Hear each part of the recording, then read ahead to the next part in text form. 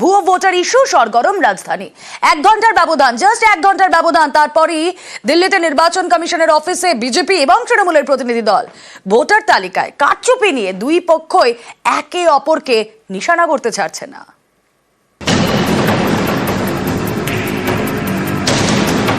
Vote সামনের বছর, কিন্তু এখন থেকেই হাওয়া গরম।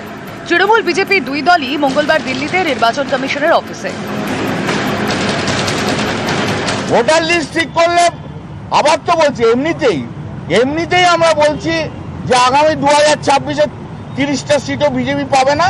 এসবগুলো ঠিক হয়ে গেলে আবার যখন নির্বাচন হবে সব ঠিকঠাক করে বিজেপির কোনো জায়গায় থাকবে না। আমি তৃণমূল কংগ্রেসকে প্রস্তাব দিচ্ছি, তৃণমূল কংগ্রেস নির্বাচন কমিশনকে প্রস্তাব দিক যে ভোটার কার্ড আর বায়োমেট্রিক ডেটা অ্যাড করে দেওয়া হোক, থাম্ব ইমপ্রেশন হোক, রেটিনা স্ক্যানিং হোক, তারপরে ভোটারদেরকে ঢুকতে দেওয়া হোক। মঙ্গলবার বিকেল 4:30 নাগাদ জাতীয় নির্বাচন কমিশনের অফিসে যায় বিজেপির প্রতিনিধি দল। নেতৃত্বে সুকান্ত মজুমদার। তিনি এদিন এক নয়া চ্যালেঞ্জ ছুড়ে দেন।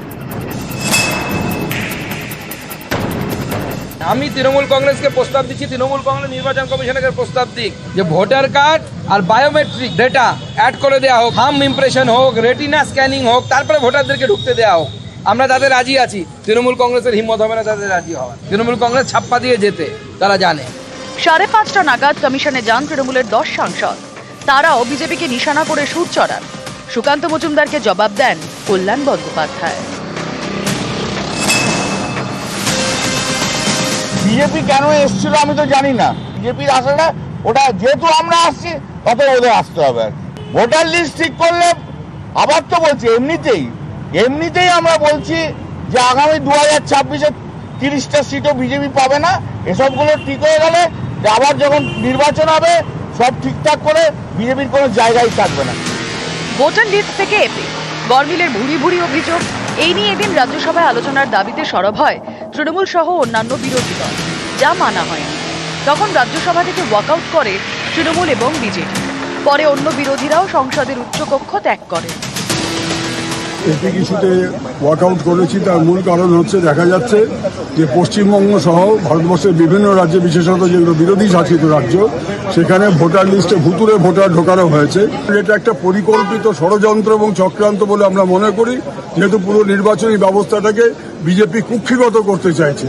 আমরা তার বিরুদ্ধে যেমন পার্লামেন্টের ভেতরে পার্লামেন্টের বাইরে জনমত তৈরি করছি। সোমবার ওই ভোটার লিস্ট ইস্যুতে উত্তপ্ত হয় সংসদ। লোকসভায় তৃণমূলের সুরে সরব হন রাহুল গান্ধী। এই নিয়ে কটাক্ষ করছে বিজেপি এবং তা করতে গিয়ে ফের রোহিঙ্গাদের কথা তুলে মেরুকরণের চেষ্টা।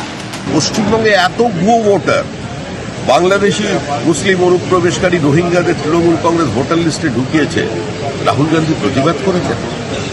সুতরাং মানুষ জানে প্রকৃত সত্যটা কি। পরিচ্ছন্ন ভোটার লিস্টের মধ্যে দিয়েই তৃণমূল কংগ্রেসের বিসর্জন দিয়ে দেবে।